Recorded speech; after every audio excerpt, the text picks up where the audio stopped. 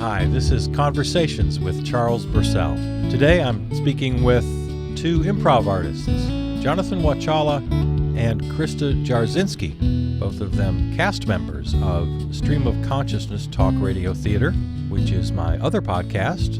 If you're listening close to the time that we post this program, the new season of SCTRT begins August 2nd, so look for that. Of course, podcasts live forever online, so if you're listening later, you can always go back and find it. So I like these two people. They're very interesting and talented.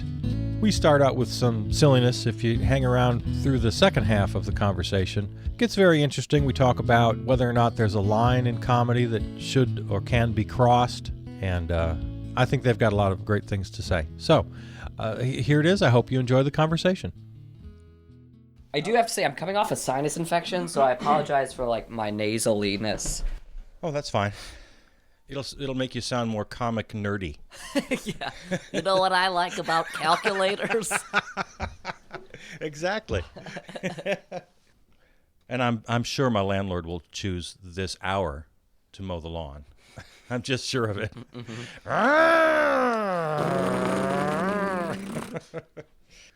Hello. There she is. Hi. You look so summery. It's 2 o'clock, right? You're not at all late. I was early, and we were just... Do you care where I sit? Yeah, I have that one set up for you, and you can just use that chair. Okay. I'm a little under the weather, so don't mind my... Oh, I was just saying I'm coming off a sinus infection. So I'm like, I think I made it through without medicine, but something is there. Oh, I didn't know you had a tattoo. I do. It's a bumblebee. It's a honeybee. Oh, a honeybee. It actually is not, anatomically detailed enough to have any... It doesn't have, a small bee penis? No. Well, it does. It does. It's kind of tucked under. That was a measure of, a unit of measurement that I heard on another podcast. It's a bee's dick away for a very short measure. A bee stick? A bee's dick away. Oh, a bee's dick. A bee's dick away from... I thought you said bee stick. A bee stick. It's a bee stick. That could be a nice There euphemism. Better...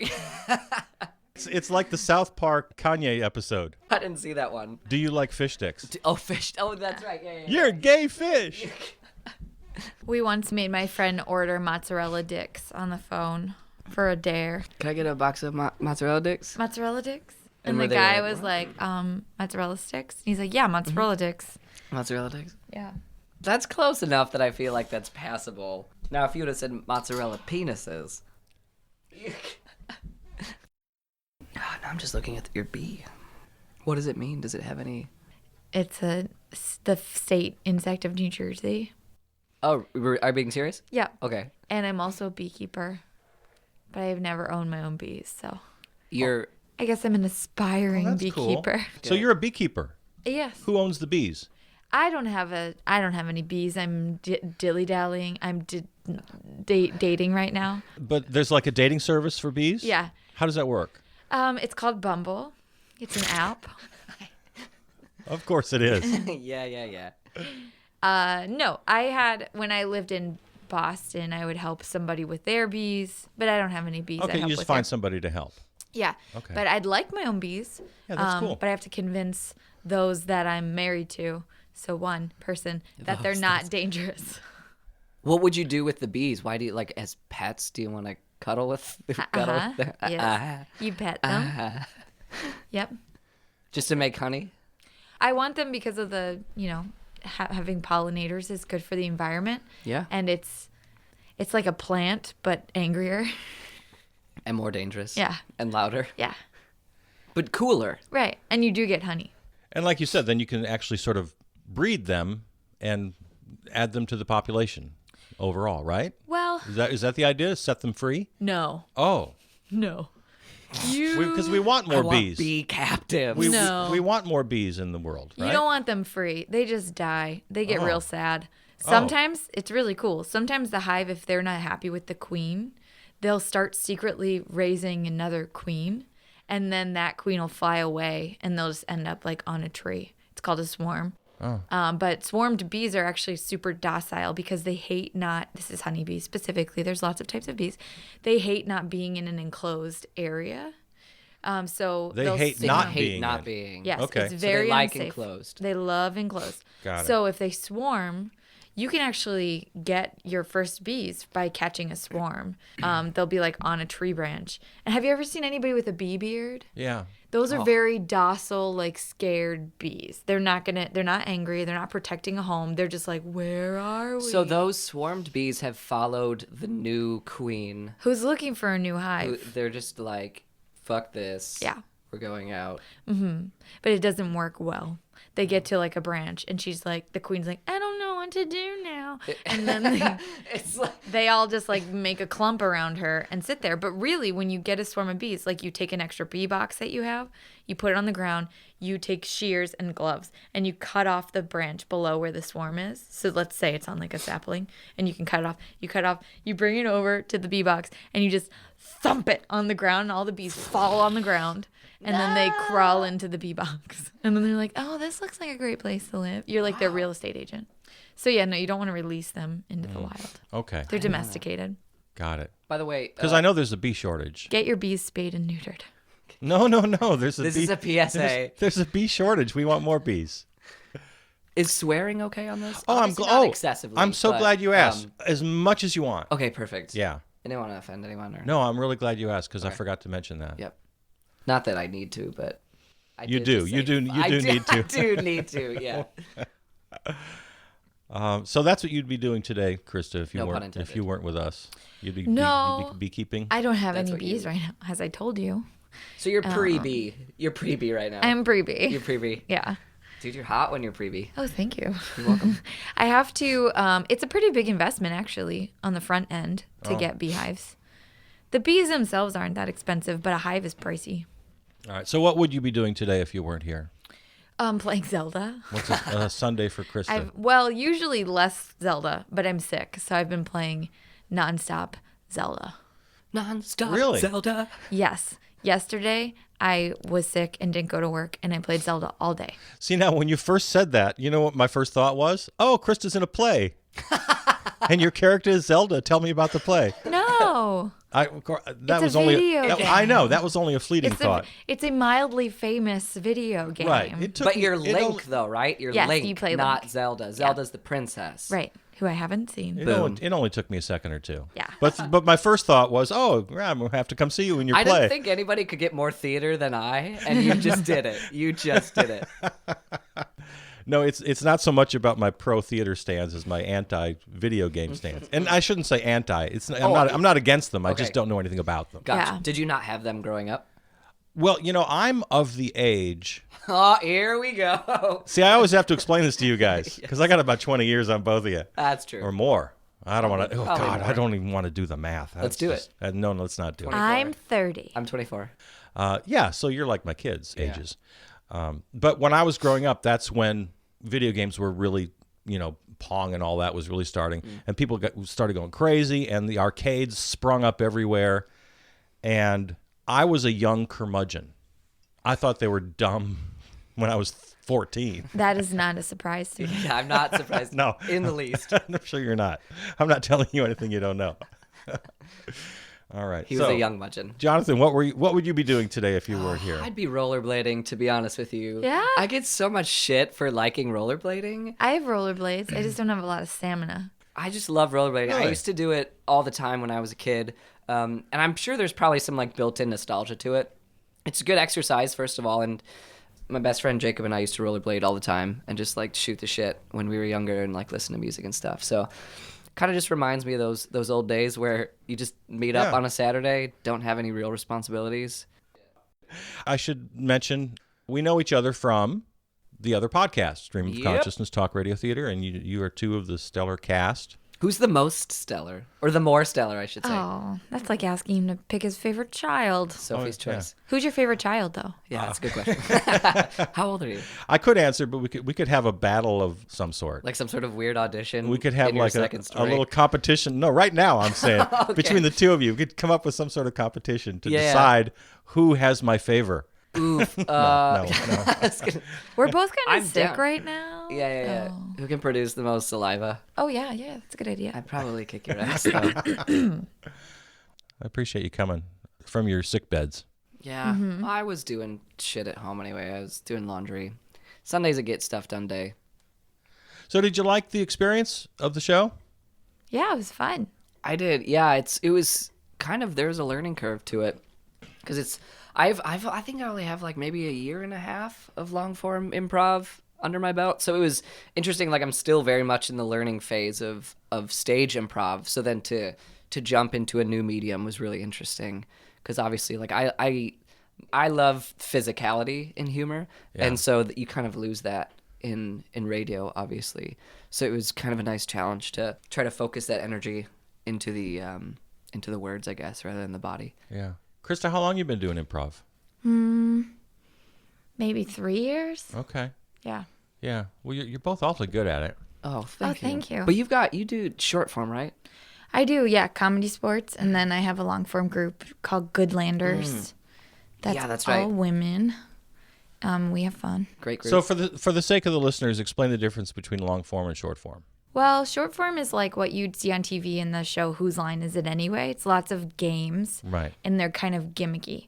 And so you'll have like, there's this thing where you have to tell the whole story in gibberish and then everybody has to guess the piece of the story. So it's already, the game of it is already set up for you. Yeah, There's it's a very prescribed. Structure. Yeah. Whereas long form is, there's still, and I think this is where it trips people up, there's a game in long form as well, but it's not a game of like, okay, you've got an accent or you're in a car with your own, but long form is sort of a slower burn. You get a suggestion up top and then you just go with that. So what's the game though? It's So not a prescribed game. You're looking for the game in Yeah, the scene. and I So- think that's the big difference. Yeah, so you'll start doing a scene, and if ideally, if people are like good at improv, it'll just be kind of feeling like a normal scene for the most part, not anything like absurd or outlandish.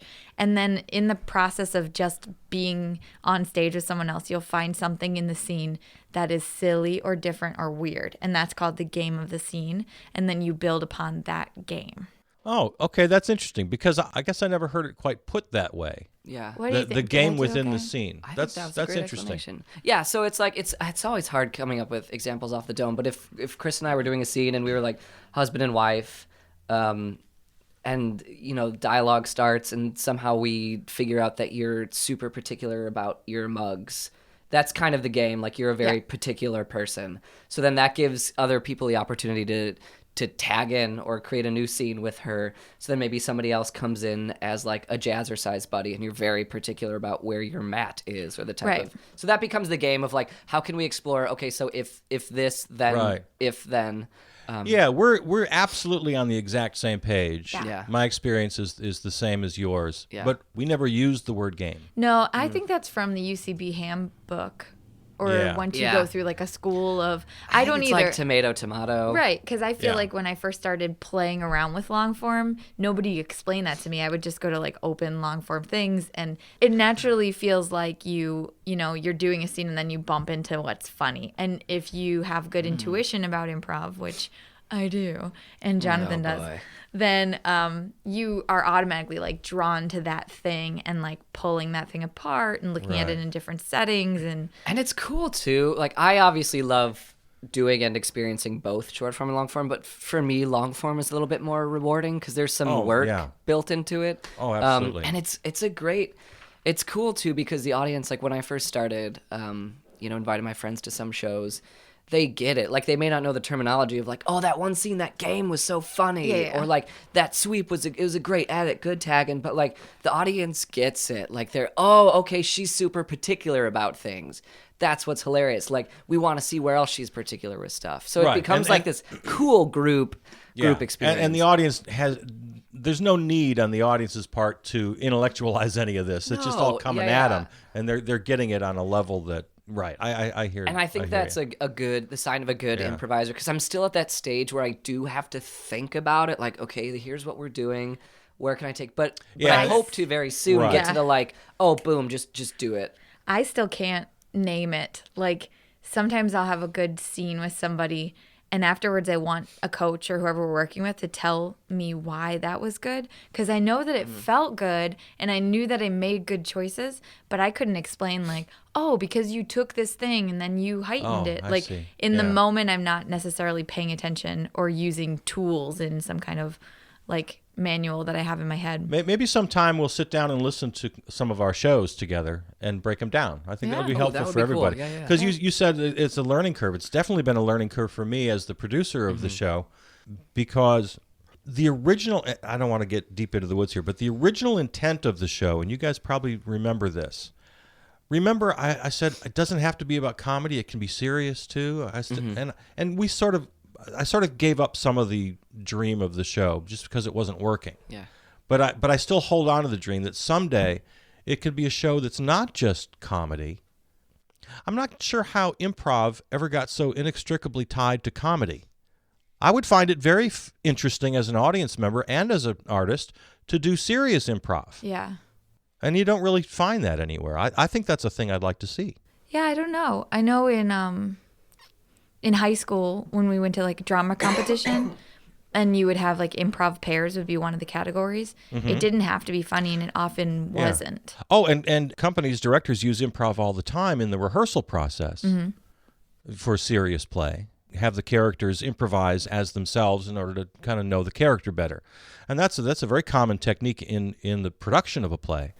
But I've never, to my knowledge, seen or heard of anybody who does it on stage as a performance. I wonder if that's just because of the popularization of, like you said, with the Who's line, is kind of people cling to like, oh, improv is funny, like it's goofy. But I would love to do like a serious improv. Yeah. But I think again that would take a huge mind shift for the audience coming in.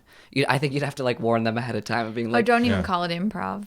Call it like, that's right. You'd have to come up with another word. Improv is now set in stone, pretty much. Right. Well, and it depends too on who, like, what your goal is. Like, I am a comedian, and one of the ways that I do comedies through improv, I am not an actor. So if you're Crysta, do serious improv, I'm like, no, I have no desire. Yeah. So but if you're like an actor and you want to do some improv. Right. So what I'm describing would require quote unquote actors. Yeah, and I'm coming from the opposite side of that. Like I started as an actor and still do some acting, and that's what I kind of miss. Like I love doing improv, but I haven't had opportunity lately to do, or even through my life, like do a lot of serious stuff. I think just because I'm inclined to be funnier than to be dramatic, but I like being dramatic sometimes. I'm just so sad in like my everyday life that I'd rather see, but you gotta use that. I do. Oh, I do. It's just that I put like a comical spin on it in my performance. Yeah. Whereas at home, I just put the spin on it where I like. Well, comedy is tragedy lay plus in bed. time, so it works out. Can't be sad everywhere. Well, that reminds me. I almost called you Daniel. Jonathan, excuse me. Yep. You look like a Daniel. It's my middle name.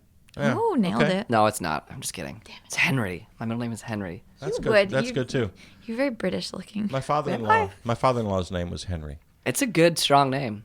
My father-in-law was a funny guy. First time I met him, the handshakes all around and all that. Meeting the in-laws is always a big deal. And of course, my wife and her mother go off to the kitchen to do whatever Italian women do in the kitchen. And he takes me out to the garage. Hey, come here. I got something to show you. And he takes me out, and there's a little TV in there. And he just looks at the TV, and he looks at me. And he looks at the TV, he looks at me again. Huh? Pretty good, huh? You got a TV in the garage. Classy. This is the height of luxury. He was very proud of that. And it was the very first thing he wanted to show me upon meeting me, that he hooked up a TV in his garage. It's a status symbol. Yeah. I loved Henry. My dad has like severe ADHD, and we have a TV in every room of our house. Bathroom? But we have one in like their bedroom, one in the kitchen, one in the living room, which we don't use anymore. My childhood home, I don't use any of them anymore. And then they have this area like off of the garage that we call the workshop, and it has a TV. That's where they watch most of their TV, like year round. They have a wood stove and they just sit out there. So then when he's working on a project and he's going through the house from room to room to room, he can still keep watching, whatever he's watching. The same Harry thing Potter. Continuously. Yeah, the same things on TV in every room. That's, well, you're not tied to the couch. You Yeah. get a little exercise. You can still get up and do things. Go around. I kind of do that with my phone. Like if I'm even just in my apartment, like if I'm listening to a podcast or something. Yeah. Oh, I do too. guess so. I'll put it. I'll just put it in my shirt pocket. Yeah, throw it in my pocket, or Yeah. I've got like Bluetooth headphones that I throw on. It was bad though when I was growing up because I grew up in New Jersey, and so when 9/11 happened, it was a lot more close. And from that day on, it was Fox News on every TV in the house, throughout the house, 24/7. Like that was my whole time till I graduated. They've since switched, and now my mom will watch a lot of like the Cooking Channel or Game Show Network during the day, which is a huge improvement. Much better than like replays. I feel like that messed with a lot of, because I was in third grade, to like just as a kid to just see that over and over and over again. That must like just like to burn into the psyche. Oh yeah. I don't want to get too serious right now, Oh, but no. I've like read articles about how back before 9/11 to have like an emergency scroll ticker at the bottom of your news screen was rare. It was only during crazy emergencies when there was literally too much news to address on the show. So they'd have other news scrolling at the bottom. Oh, right. Yeah. And people watched news like once at night or once in the morning. And then after 9/11, it was like 24-hour news cycle. Always have the ribbon scrolling underneath at all times. Always have like the terror warning. You know, do you remember that? Right. The We had color, like a red, orange, yellow. Yeah. Yeah. Jeez, it was stupid.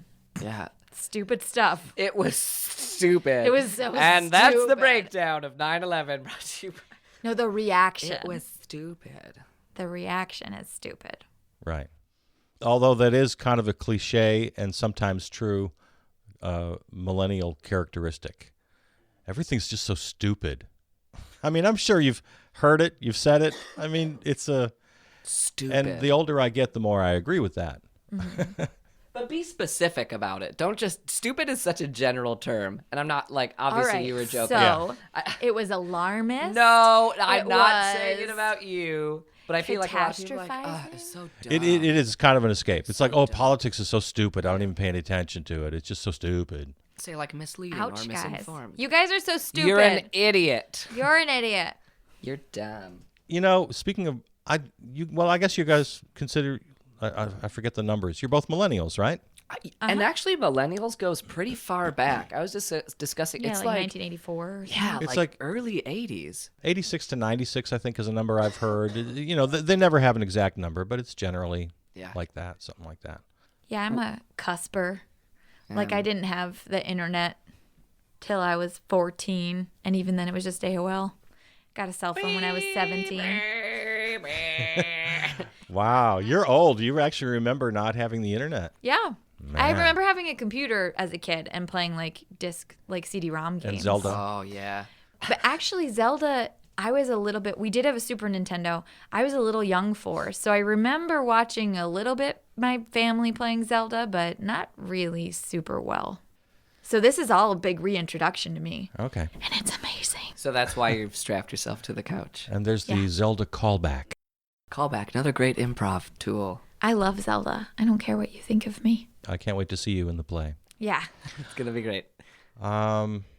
There's something I was thinking about, Jonathan, with you, and that is, How am I so handsome? It's a great question. how are you so handsome? Yeah, how would you answer that?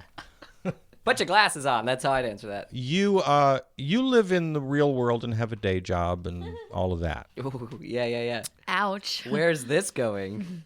Well, you're wonderfully weird. Yeah. You're weirder than I expected when we first met. Sure, I am naked right now. Yeah, doing unspeakable things with an umbrella. Yeah.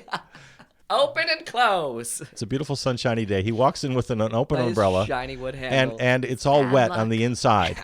And it's not raining out. I'll Right. tell you that. I never ask anymore Nope. what's going on with Jonathan. I guess my question is, how do you identify? Do you identify as weird? Just like in general. Or are you a trans weird? Yeah. Or what? No, I think I'm a weird through and through. So I work, for the listeners at home or in the car or wherever you are, I am a producer at an ad agency. I work in production. So I guess it's a normal day job, but I wouldn't be fit for like a corporate world. My goal was to not have to wear khakis or tuck in my shirt.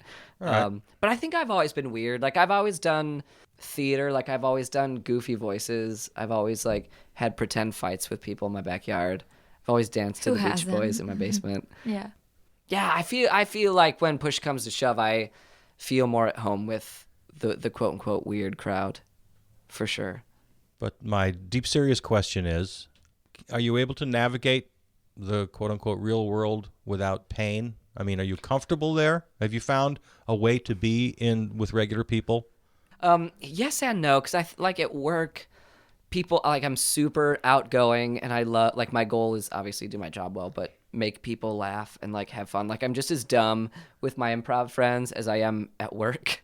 So it is tricky though, because like no offense to normal people, but like most people can be just boring or like too focused on the wrong things, I guess. That's Or probably stupid. They're People stupid. so stupid. So stupid. Well done. Jealous I didn't get that. And that may be like a hasty generalization, but no, I think I've found out a way, because like I get that not everybody's weird, you know, and like there's weird in different ways. Like one of my friends is super into again, my best friend at home, Jacob, is super into like cosplay or like doing Dungeons and Dragons and that kind of stuff. So I guess like navigating anything, I don't think it's where you are weird, but just knowing that weird is everywhere helps you navigate things. Because you can't be judgmental about it. Like to me, normal people are people who like don't do voices or who like don't aim to make people laugh every day when they wake up. Like that's strange to me, but like I get it, but they probably think I'm super weird. So like everybody's weird to everybody. Yeah, and see, that's what I'm still learning and working on, and it's my fault. It's my vice. Yeah, I'm judgmental. I'm hard. judgmental. It is hard. I'm judgmental. It is hard. Oh, you're boring. You have no imagination. You have nothing to say. Yeah. You're not worth my time. It's a terrible, terrible thing. Yeah. To think. Even like I catch myself thinking it. In the dating world now, like I'm super, and my friends would all attest this. Like people are just boring. Like, and it's. Like even, and I get it's hard over text or whatever, but even when you meet somebody in person, like like people look at me weird for like being charismatic or eccentric, and it's just so hard to find somebody to match that level of insanity or zaniness. You should try this app. It's called Bumble. Bumble? Matches you up Cool. with some hot bees. Are you pre-bees? No, I'm a pre-bee guy. Yeah. I'm a pre-bee guy. Yeah. Yeah. It is a real app, by the way. Yeah. Oh God, that app's the Well, worst. Crysta, you found happiness in love. Is your husband as weird as you are? He's very weird. Lucky. He's super Lucky. weird. Jealous. Lucky. Different sense of That's so humor than me, stupid. but really he's a weirdo. And if you met him through his job, you'd think maybe he was not as weird. You What just think what he was does he do? anxious.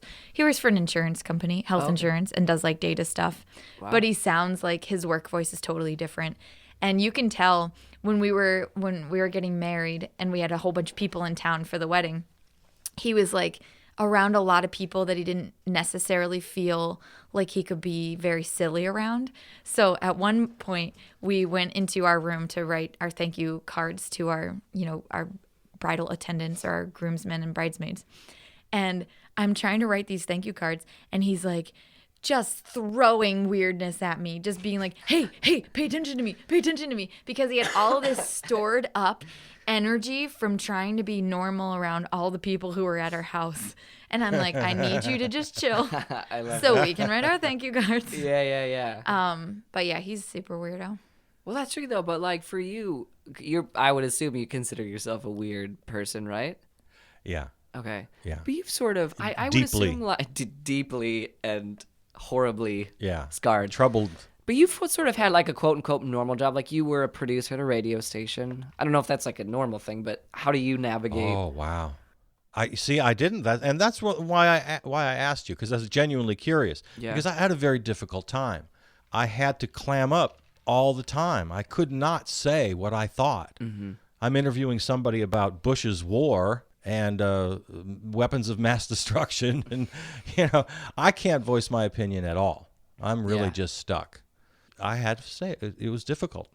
Yeah. I mean, it was a great job too. I really had a great time, researching topics and talking to the smartest people in the world. And if it was a non-controversial topic, then it was just great. Right. But anytime it got into anything where I had opinions or real thoughts, or even just to play devil's advocate on something, you couldn't really. Yeah, well, you kind of have to do that. But we've talked about it on the show. You know how my biggest pet peeve in the world is false equivalence. Yeah. Oh, here's a climate scientist. and now here's Rick Perry. We give them both equal time. Yeah. No. And we would have fights in the halls of public radio all the time. And Yeah. I was always on the losing end. Right. Because we can't do that. Yeah. We can't do that. So, yeah, that's why I asked you. I feel like probably everybody feels weird in their own right, though. Like looking at people in their normal jobs, like everybody's got something. I think that's my thing. Everybody's got something that makes them weird. And that's a great. I think that's a great attitude to have. You gotta embrace that. I Yeah. think. Yeah, and even if it's not weird or if it comes off as boring to you, I don't know. Yeah, you can have a lot of patience with people until they open up. And then you're like, oh my God, you're one of my people. Right. Yeah. It's Or delightful. and even if they're not one of your people, they have a story and they have Yeah, worth. I think we're still very clanny. And I just have to remind myself of that. I Yeah. totally take full responsibility. I cop to it. It's me. It's not you. It's me. Right. You know what? I think you know? I'm actually going to backtrack. I think people that are boring are people that are passionless, or maybe I just haven't opened up about their passion. Because I think to me, like a passion for me is comedy or improv, and that's like I'm a goofy person. But maybe somebody's passion is like collecting sewing needles, and when you get Excel spreadsheets. yeah, your husband. And like when you get people talking, I always try, and I'm really bad at this, of like try not to talk that much, but like engage other people. And when you strike that nugget of gold, like, oh yeah, I was too busy collecting my sewing needles. Like, oh, you collect sewing needles, and you just like see people light up, and like they love. But somebody that like doesn't have something, to me, like that isn't passionate about something, to me is a boring person, is a passionless person. Yeah. Just time out. Because he'll be sad if I don't say this. Excel spreadsheets are not my husband's passion. Just like for the record. Not that there's anything wrong with that. No. To all you he would Excel feel very spreadsheet misrepresented. loving- He's good at them, Yeah, but it but doesn't they mean do this not is his ignite passion. his heart. Have you seen Excel spreadsheet art? No. No. It's where you make a massive Excel spreadsheet with tiny little. Each box is very tiny, and Maybe- each box has a different color. Oh, so it's So like people pointillism. It's pointillism. It's like digital pointillism. It's basically pointillism with Yeah. using Excel. I'm sure somebody's done like Sunday Teddy in could the be park. passionate about that, I think. Yeah. Yeah. Maybe And should I tell can him see about how it. it would be very, like when you knit. What's the word? Therapeutic or Well, yeah. calming? Or, Yeah, for sure. Maybe if you're going cell by cell and like filling in the cell, but I bet there's people who are really good at creating formulas and like macros. I'm just throwing words I'm around. sure, yeah. Macros and like data, Yeah. swipes. I don't know. I'm just making up. These are good. And then it Swipes, fills in the pushes. colors. People are Googling these terms as we speak. Yeah. Oh, right. I'm sure. But in the early iteration of spreadsheet art was manual. Yeah. Like you'd print out a spreadsheet and then color it in. Well, no, you do it on I'm your. just kidding. We're out of paper, honey. You have to use all the little things you pulled off the edges. I love that voice. That's when you hear the improv show, you'll hear that voice. That's Crysta's. Who is that? What is that character you just did? I just did a falsetto that time. I'm kind of sick. My favorite is like backing up from the mic and shouting from the room. Yeah. We're out of paper. We're out of paper. I don't know why I love that so much. Yeah, I do that a lot. That's a special skill of yours. You Is really. backing up and shouting. I was gonna say, yes. you really took to the whole mic technique thing. Yeah. Yeah. Oh, God. Yeah. Because when it's audio only, I as a director had lots of ideas on how you guys could use this, and we have a special mic we use when you're on the phone, and I say have good mic technique, but only back up if you want to have an echo Room intentionally. noise. And you really just took to that. You loved that. I just like space and figuring space out and working with space. Yeah. One of the favorite things that evolved in the show was scenes that come out of phone calls. So Charles Bursell is on the phone with a caller. Yeah. And then from the caller's world, you hear, Henry, get off the phone! Yeah. And then the scene takes over. Yeah. And then that's where, inside baseball here, that's where the mic technique takes over too. Because I'm thinking one scene in particular, your Malcolm meme. I love that scene. And in fact, it's the two of you now that I think about it. Yeah. And she says, Malcolm! Come here. I'm talking to that fool, Charles Bursell. I'm reenacting the scene here. And your mic technique is beautiful. I had to do no editing. I had to do no effects. Thank you. Yeah. You say, okay, just a minute. I was talking on the phone. All right, now what did you want? Yeah. You know, it was beautiful technique. Blended. Oh, well, thank you. Yeah, very nice. I think that need, and God, we're probably boring people with all the improv talk here, but the need to like see somebody in another situation, I think is a very human thing, kind of like what we're talking about with people at work. Like, I would love to see like my boss with her fiance at home and just to see like how people are different or how their craziness translates. I don't know. Yeah. That may be probably like some subconscious thing of why improv works. I don't know. That's a lofty. Yeah, or acting generally. Yeah. Yeah. Just like peering and being a fly on the wall, I guess. Slight change of topic, but I had to say this, Crysta, while you're here. Yeah. This is what I love about you. Oh, here we go. Somebody open a window. We also talk in a show about how I am a white male boomer hetero. I belong to all the oppressive classes, right? And I just love that you call me on it once in a while. And you do it, it's very friendly and very subtle. Well, not subtle at all. I take that back. I'll give you You're an asshole. You're stupid, Sorry, Charles. totally clipped because I need bad mic technique. I need people to do that. I want to be a good person. I want to be an ally. I want to be a feminist, right? And here's the perfect example.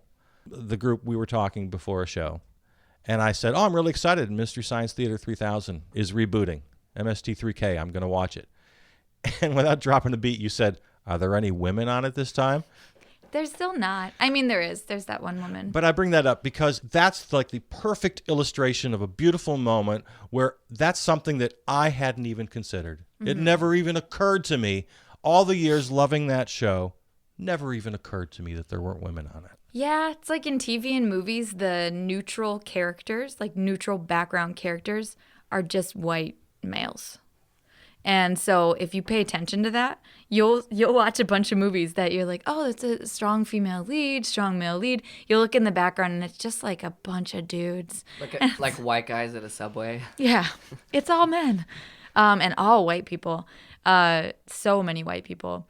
But so I'm doing this project this year where I'm only watching movies and TV shows that have women as a protagonist and are written by women.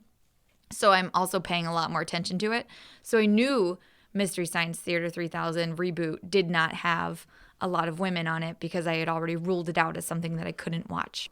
But I remember watching this preview for this stupid movie with this dog who lives in like a cold area. It's a cartoon. It's a dog, and he's like, his life is saying, his dad is saying, like, you have to be a sheepdog. And he's like, I want to do rock and roll. So he like runs away to the big city and gets into rock and roll. And there's one girl dog. And the rest are just, or it might be another animal. The rest are just all boys. Like all of his friends are boys. And I'm tired of Disney TV shows. They're all boys. There's some really good new things coming out. Like there's one called Milo Murphy's Law, where Weird Al is the voice of the main character on this cartoon about Milo Murphy. And he's got a best friend who's a girl and a best friend who's a boy, and his dog is a boy and he is a boy. And it's just like boys, boys, boys. Get tired of it. Speaking of Disney, what do you think of the whole Disney princess phenomenon? I think we're getting places. Moana's amazing. So you're kind of okay with that? Well, I mean, if I think about like having a daughter and how it's everywhere, like princesses are everywhere. And even if I have friends who have little girls and they'll like expose them to lots of things. And then the second they go to preschool, they come back and it's like princess. Yeah. So that I have a problem with, that it's like a narrative that is overdone for sure. Yeah. Moana was good. I raised a girl. Yeah. She's about your age. Mm-hmm. I was very conscious of all of that, and I did what I could. I tried to steer her in the right way, but I think even in the 80s it wasn't that bad. It was even pretty if big. The whole princess thing was no, huge. I know that, but it wasn't like it wasn't the only thing. And even if I think of like the color palette of my childhood in the 80s, so much more like it was like reds and greens and blues and yellows. And now the color palette is like pink for girls, blue for boys. If you like walk down an aisle, a kid's toy aisle. You think we've regressed? Oh, yeah. Oh. I think we've gotten more stark in the pinkness of things. All right. Well, I just wanted to thank you for being one of those people in my life. Yes. I think it's great. Sure. I would say that it is the person who has power, it's their responsibility too to do the research and try to call themselves as well. Oh, absolutely, of course. That's kind of my point. I really take responsibility for being, for inhabiting all the oppressive classes. And to have a moment like the one I described is just, is great. It's like, oh, I missed that. Yeah. Thank you. Can you relate to this, fellow straight male? Yeah, I think so. To me, it's, again, like straight, white, hetero, like it's such tricky. A burden. It's the worst. It's hard. White man's burden. Oh, God. Yeah. I don't know. Like, I'm obviously a very open person and just like whatever the fuck makes you happy, as long as it doesn't hurt anybody else. Like, that's fine with me. But I just wonder if society is such a pendulum that it just keeps swinging. Like, we're never going to find a happy medium with something where everybody's just okay with everything. It's always... So this is a really weird subtextual example, but like, there's people like you, Chris. I think you like legitimately care about society and the progression of people, and that's why you call people out and try to educate others. But I think there's people that just like to whine and like complain about stuff. And I know we're getting into weird territory here, but like an example of this is a really weird example, but like I was watching I've been on like an MMA kick lately, and I was watching some like MMA, a mixed martial arts. Okay. So I was watching some like fighting technique stuff, and there was this white guy doing like an instructional like punching self-defense video, and he like was doing it with his friend who was a bigger black guy, and all of the comments were like, of course it's a black guy like attacking a white guy, of course it's like this mixed racial thing, but it's like, no, they're just friends. They're making a video. And to me, that kind of stuff bothers me when it's like, oh, two friends are making a video to help educate others on mixed martial arts. Oh, okay. And then people make this issue. They're like digging for it. And yeah, but I would say that that's like the smaller percent of people who are scrutinizing things are the whiners. And totally. I'm not saying it's everybody. I know. Yeah. But to like paint it as like, it's like a false equivalency again. It's like to paint it as a normal thing, I think then delegitimizes people who have actual criticisms of power dynamics in lots of things. And so I think we tend to like focus, like if we're talking about like feminism, when I first became a feminist and like went home to my dad, he's like, oh, radical feminists are dangerous and they do all this bad stuff and blah, blah, blah. Feminazis.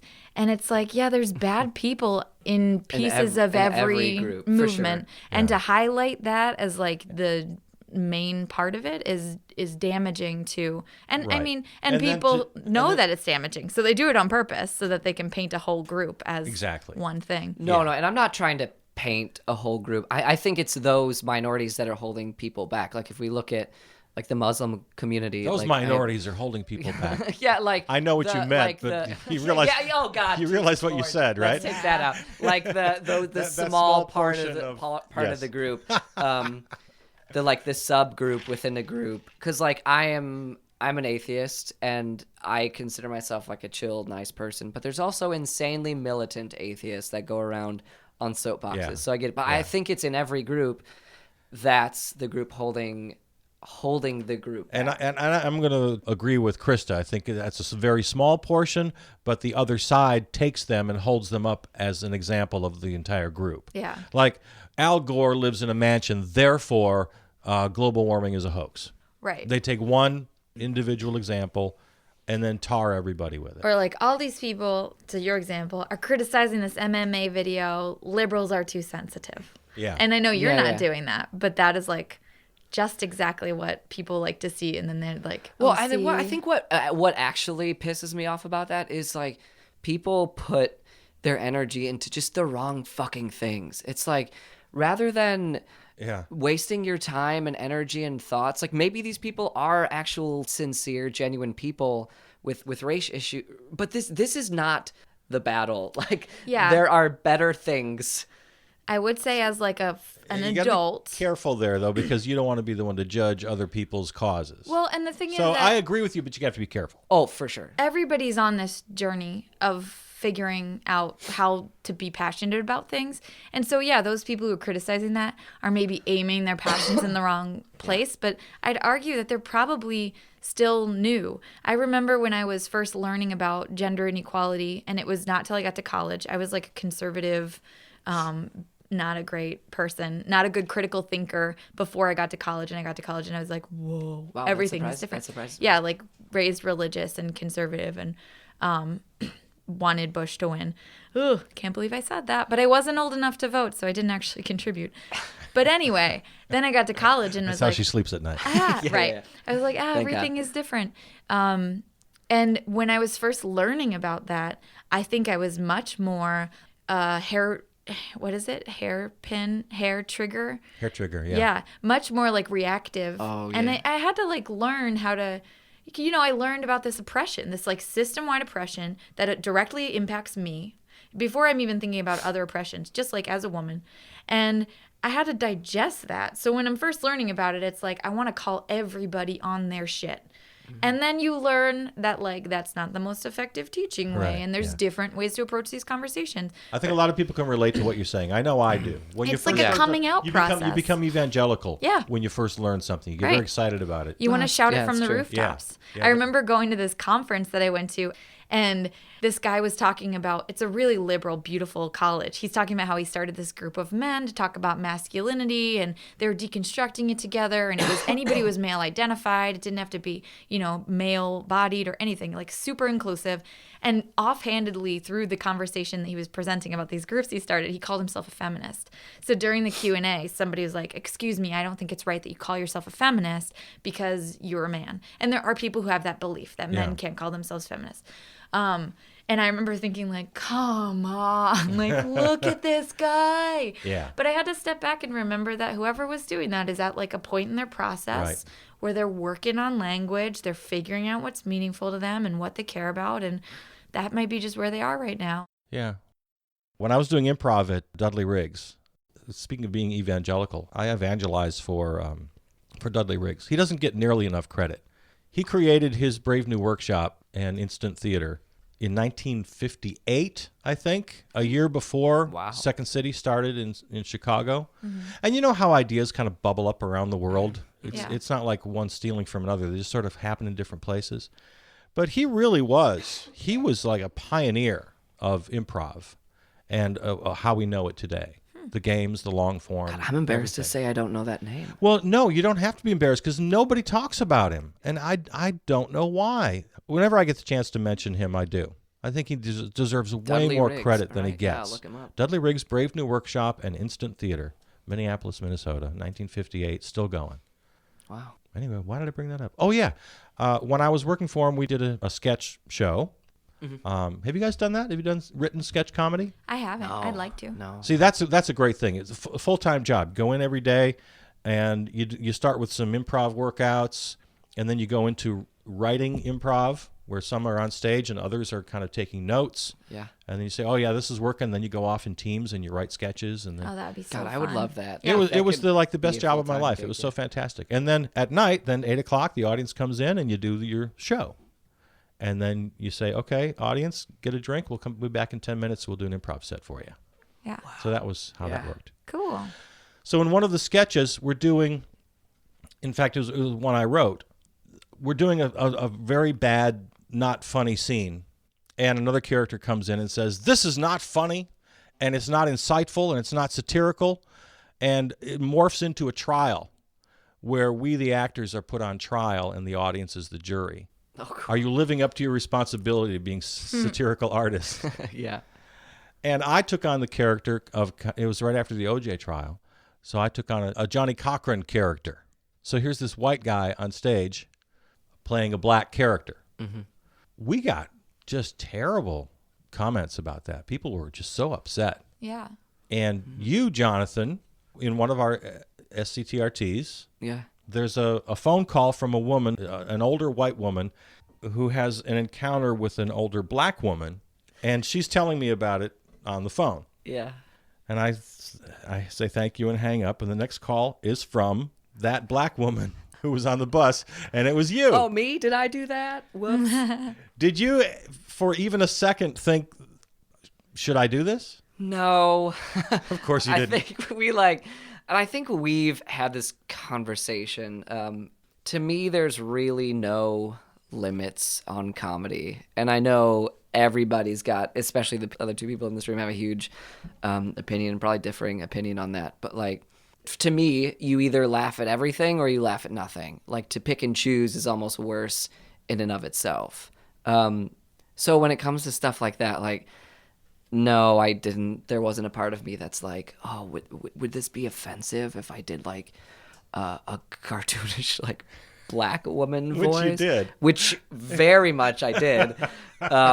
So no, I mean, there's no. If I'm ever hesitant, I'm hesitant when doing live shows, I think, because there's much, I don't know, you're just much more aware of. Yeah. Do you have any limits, Crysta? Yep. Yeah. I usually don't do I have a characters that aren't. I'll play men, but that's like somebody in a power position. I won't do anybody who has a different identity to me. Even in Why though? What is the? Because I don't think I'm good enough to do it in a nuanced way. And I think that there are actors who are, and I don't want to come off as a stereotype. Yeah. I don't want to stereotype a group. That is so the danger. I don't do it. But so at comedy sports, we'll get accents a lot of the time to do scenes. That's the short form improv. And sometimes we'll get like an accent from an Asian place, and I won't even do that. I'll take a different accent that in the group of accents that we got, because I don't think I can do it in a way that doesn't sound racially insensitive. So I just don't. I just avoid it. I think for me the limit is there are a couple things. Pedophilia. I just can't find any way that can fit into humor. I just I have there are a couple limits. Mm-hmm. It would have to be a very special case circumstance if I could find anything funny about rape. Yeah. Yeah, there are a couple. I have a couple lines, and they're just sort of. I don't really have to think about them. They're just deep in my bones. Well, it's not going to come out of me. There's so much to have humor about that's within those limits that you don't need to cross over. Yeah. And I think that people. Okay, my line is not my line, but my rule of thumb is that if you're making a joke of something serious, you got to think about who's laughing. Are you doing it with the nuance that you're subverting whatever you're making a joke about, and the audience is laughing because they agree with your subversion, and you're making light of something that is serious and hurts us? So I've seen a lot of very beautifully hilarious constructed jokes about rape that subvert rape. Yes. But if you're making a joke and you've got, people laughing at it that might feel a certain way about other races, and they're like, oh, that's a really good impression of an Asian person. Or they're laughing at it because they're like, haha, we get girls drunk at frat parties. Then you're catering to the wrong audience. And I do think you're like feeding a problem that is bad. And that doesn't mean that the person making the joke is bad, but you gotta be critical of the jokes that you're making and think about their impact and what norms they're feeding into. I think that's exactly right. I heard an interview recently with Norm Macdonald who said he noticed with some of his jokes that a great portion of the audience wasn't really understanding where he was coming from. In other words, he agreed with you. Yeah. The aim has to be right. Right. But he found people laughing for the wrong reason. Yes. Like, Asian people can't drive. Aren't they funny and stupid? Yeah. And so he said, at that point, it's out of my hands. They've decided what the joke means. Yeah. And so he took it out of his act. Yeah. So that's the way he looks at it. And so, I think you said it very well. Well, and these are not my ideas. I believe these are Lindy West's ideas. She was at the center of Daniel Tosh making that rape joke. Oh, okay. She wrote this like scathing piece back at him, and it started this huge debate about comedy and rape jokes and where the line is. So those are her. I'm going to that's remember her that. argument, I'm going Lindy to West. look further into that. Yeah. I'll give you another great example. South Park, when they had the Jimmy and Timmy fighting each other. Two kids, like one in a wheelchair and the other one on crutches. They're both physically disabled. And they have this knockdown, drag-out fight that was just funny as hell to see two kids. Yeah. I mean, they're very obviously disabled. And that got some controversy around it. And I totally agreed with Matt and Trey that it was empowering of these two characters that they can fight each other. Right, like, because the joke isn't like hilarious look two at the mentally disabled kids. The joke, it's all it like becomes this physical like physical comedy, but then also like empowering as well. Like they can still hold their own and like take on each other. But then I have to be honest with myself, and I have to admit, well, the way that they're fighting is just funny. Yeah, it just looks funny. Right. So you question yourself a little bit. But in the end, I agreed with the creators that it was empowering of the characters. If people have thought it through and are ready to talk about it when it comes out, like that's the other piece that Lindy West says is like, yeah, you have a right to make the jokes that you want to make, and we have a right to criticize them. And if your excuse is going to be like, I think humor is funny no matter what, that's fine. But we have a right to like deconstruct it and talk about it. Well, I think that's the important thing is that like people are talking about it. Like to another, I know I don't watch as much anymore, but like Family Guy has always gotten some lashback with stuff. And I think there was an episode with for good reason. Yeah. Oh yeah, for sure. I'm not a fan. Oh really? Me neither. I'm not a fan. Ooh. I think it's clumsy. 2v1 today. Gross. Clumsy? Yeah. In what ways? I think they're not thoughtful about some of the choices that they make. I think they're anti-thoughtful. Yeah. I'm not a fan at all. Oh God, we could talk about this. We could talk about this for a while. We are such different people. He's derivative. He does things just because they're incendiary and not because. He's anti-thoughtful. One more point I wanted to make about where the line is and like playing different characters. Okay. The reason that I don't play characters who have like I'm a white person and a straight person, I usually don't play characters. Actually, I'll play queer sometimes, but usually it's like a pretty complex character, not like a stereotype. But I usually won't play characters of like a different race than me if that race is oppressed, which everyone is, but whiteness. And the thing is like, it's easy for me as a white person to be like, but can't we just talk about this stuff like logically and have a conversation? And as the person who's not experiencing the oppression, it's easy to feel like that kind of detachment from that. Mm-hmm. But as a woman, if a man's like, well, let's just have a conversation, I'm like, no, fuck you. This is my lived experience. And so I try to be aware of that. Like, I'm not going to be the person to have the last say in something if it's not my identity, and if it's an identity that I have that's not oppressed and somebody else has that is oppressed.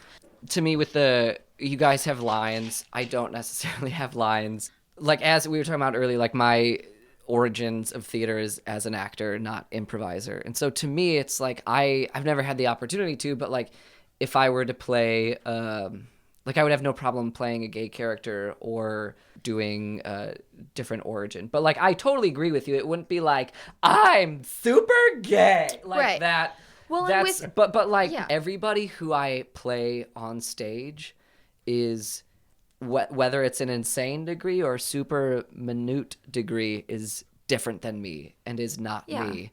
So like I wouldn't feel right putting restraints on myself saying like, oh, here I'm going to set up my fence 200 yards outside of my house. Like, because then where do I put it? Like, okay, so I've played this person, like I've done, like an Irish person who like found out that he had AIDS. This was from like you talking about speech back in the day, like doing a prose with that, and like I have no fucking idea what that's like, but I attempted it. I approached it really honestly and really truthfully, and like, okay, who is this person? So like I wouldn't feel comfortable putting limits on myself. Yes, I would argue that with scripted acting, that's just what I was going to say. Scripted, right? Yeah, and that's scripted versus you improv. You get to read the script way in advance, and you get to think about if this character sits that right was with my you. caveat, because I knew that would be the retort of like, at some point somebody had to write that, and maybe that came out of like an improvised thing, like kind of our worlds are fully in on each other, like a serious improvised sketch. Maybe this prose was written by like an Irish guy who had AIDS. Maybe it was written by like an African American in his 20s who grew up in like a wealthy family. Like, who knows? I think at some point, to me, the beauty of theater and the beauty of acting is exploration. Yeah. I'm probably too careful, but Maybe. And to continue with what you were saying, once it is written and once it is on stage and once the words are spoken and the audience hears them, and then it takes on a life of its own. Oh, yeah, because then the person experiencing it... And then it's open to interpretation, and then it goes beyond just the original writer's intent. Right. Then it has a life, for good or for ill. So it's like life is, because I think we're talking specifically about performance art here, is like such a long trail of dominoes that like you're the first one. Like, okay, to continue our example, I'm this Irish guy with AIDS.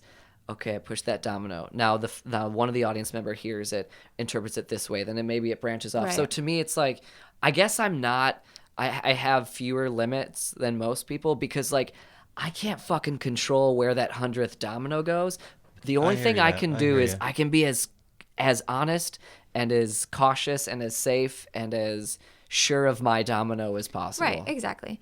Yeah. Right. Well, and I do think I'm probably too careful, but I also feel like I'm not as good of an improviser as I want to be yet.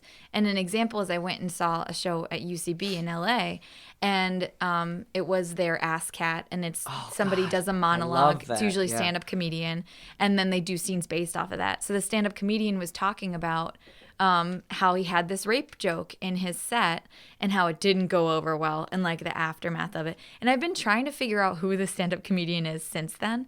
But he was pretty thoughtful about it. He talked about like why it didn't work, and he did that as a comedy bit, and it was really good. But I'm sitting there watching, and I was like, oh no.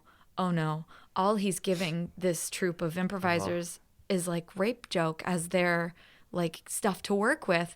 And I was panicking, thinking what I would do because I would be scared. And they totally just took it and twisted it and did like they subbed out different things. Like they had this guy sneaking in at night to people's houses and doing their taxes without their consent. So they were like approaching it from different avenues, and it was amazing. They're like very well practiced improvisers, so they didn't bat an eyelash. They're like, oh, we can take this and twist it.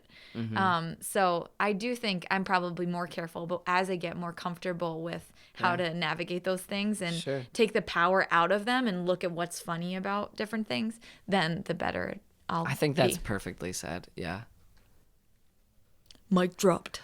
Mic drop. Yeah, that was we always talk about cut lines. That was pretty good. Yeah. You know, everyone on Stream of Consciousness Talk Radio Theater has now been interviewed on this show. Oh, nice. And we're the last ones. Because Anja was here, and the Scrouse was here.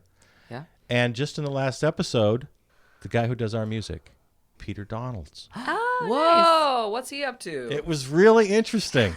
It was really fun. Oh, cool. So yeah, you two, Anja, Scrouse, and Peter. Nice. Cool. Well, I promise that I'm a comedian, by the way. Nah. This has all been like... It's nice, though. I know. It's kind of nice. It's important conversation. Oh, no. See, that's what I'm afraid it's been a little soapboxy. That's what this show's all about. I promise I'm funny. I'm always the soapbox guy. Yeah. Typically. Well, back to our conversation about like everybody's weird. Everybody's got their soapbox, you know? And it's important that you stand up and talk sometimes. Yeah. And not to fawn over you too much, but I'm glad you got on your soapbox. I have a lot of respect for your thoughts, and thank you. And I'm glad we know each other. Maybe someday I'll be famous. Oh, I hope not. I hope. I just want to be medium famous. Yeah. I just want to be on this comedy podcast, and then that's enough for me. Wait, which comedy podcast? I want to be on Comedy Bang Bang, or on Womp It Up. Love Comedy Bang Bang. I love Jessica St. Clair and Lennon Parham so much, and they're two characters on Comedy Bang Bang, and they have their own podcast called Womp It Up. And I don't know that one. They have a new TV show, or not new. They have a TV show with a new season called Playing House that is amazing, and they said hi to me on the internet the other day. Oh, nice. So I'm so close. You're almost there. When I said I don't want you to, I hope you're not famous, I meant that lovingly. I want you to be successful. I don't want to be I don't wish fame on anyone. I think it's a weird, twisted thing to have. Yeah. I want to be able to get on podcasts when I want to, you know? Yeah. You want access. I It's all do. about Yeah. access. Yeah. All right, let's get out of here. All right, Thanks, well, you guys. Crysta's done. You're Yeah. the best. I'm You're the tired. best. Bye. Jonathan Wachala and Crysta Jarczynski. You can find Jonathan at Mojo Dojo Comedy in Milwaukee, where he's an ensemble actor, mojodojocomedy.com. And listen to Crysta's podcast, Mental Dam, mentaldam.com. And check out her improv group, Goodlanders. Find them on facebook.com/Goodlanders. Again, for this show, if you want to hear it again or recommend it to friends, you'll likely find us on your favorite app or platform. Just search Charles Bursell Presents, or even better, go to the website charlesbursell.com. All the links are there, and all the shows ready for you to listen to, including Stream of Consciousness Talk Radio Theater. And the brand new season begins August 2nd. All right, there you go. Thanks for listening. Talk to you next time.